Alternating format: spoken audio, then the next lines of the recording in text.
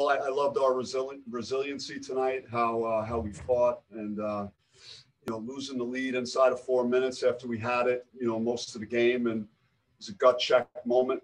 And we made some really nice plays down the stretch, and I was really pleased with Alonzo Verge and how he handled coming off the bench, and I thought provided an enormous spark to what we were doing tonight, as Jaylen House did, in the Cal game. Kamani Lawrence really, made the clutch free throws. He's tweaked his shot a little bit, and it's paying dividends for him, and I'm very happy for him. In addition to his great defense in that last possession against one of the best players in the conference. So, and then let's talk about the free throws, guys. I mean, our free throws were tremendous. We were 15 out of 17. So I'm really pleased about the free throws. And that's about it. I'll open it up for any questions now. Use the raise hand function if you have a question to start off with Hode. Bobby, I know it's one thing to look at a scouting report and know that Stanford is very prone to turn over the ball, but it's another matter altogether to really take advantage of it. Can you talk about the defensive effort, really harassing their ball handlers? Well, we knew that they were thin based on not having those players available for the game that would have helped in that department. But it's what we do anyway, and it's so we just wanted to stick with that plan. I thought it got us going in the first half. We had 13 of those in the first half, and it transitioned into some offense the other way for us. So I was very happy with our energy at that end of the floor. Michael?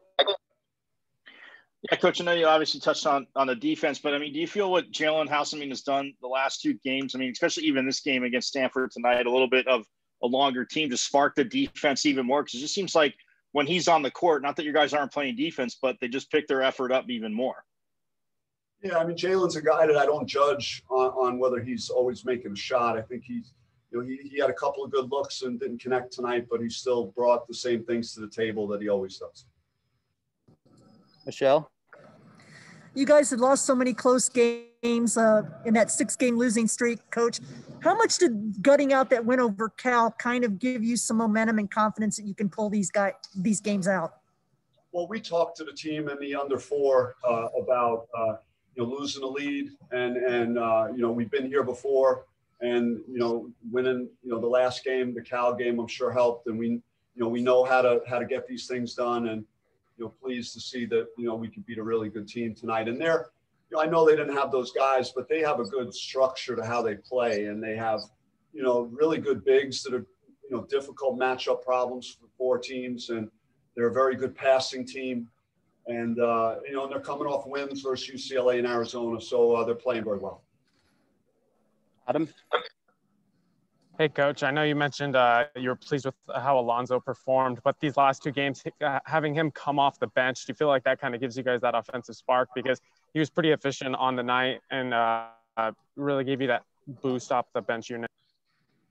Well, I think in the second half and even in the first half, there were some minutes where Josh and Remy and Zoe were all out there. But, when he comes off the bench, it provides me the opportunity to go to him a little more when maybe Josh or Remy are not in the game, and he could be a little more of the focal point on the offensive end. And so I think, him sacrificing a little bit and coming off the bench it could be a plus for us. Doug? Bobby, not to try to get you into trouble, but when the free throw disparity is what it was in the second half, what are some of the conversations, or what are you trying to do just to point that out to the officials as the game's unfolding? I mean, I don't want to get into that as much. I really am in a good place mentally about what we just did, and I'm very happy. I'm disappointed. I had a good jump on the sideline, just couldn't stick the landing, so I have to deal with that now. With my team, and we talked about that after the game. But I'm in a happy place right now, so I don't want to dwell on any negative. Couple more questions. Chris. Hey, Coach, kind of a similar question to Adam Noel's, but how big of a difference offensively do you think moving Alonzo Verge to the bench has helped the spacing and fluidity of your offense between the different rotations in these last 2 games?